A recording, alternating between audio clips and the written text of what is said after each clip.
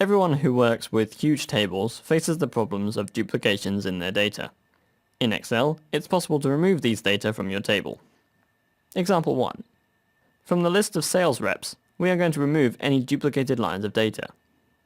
One line of data is often referred to as a record. Choose any cell inside the table, and from the Data tab, click Remove Duplicates.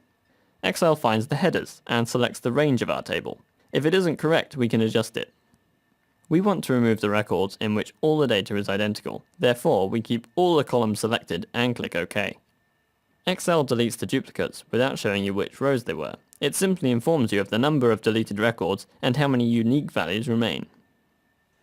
Example 2. We want to summarize the number of customers for each of the branches. We need a list of the cities where the branches are located. We'll copy the column with the cities, column D, and paste it, for example, in column H. Then, using the Remove Duplicates tool, we get rid of the duplicated cities. Now we have a list of unique cities quickly and easily. To add up the number of customers for each city, we'll use the SUMIF function. You can find out how to use this function in the Advanced Functions lesson from the Advanced Excel course. The Remove Duplicates tool also works when not all the cells in a row are the same. We'll repeat the first exercise, this time only leaving the box next to Name ticked.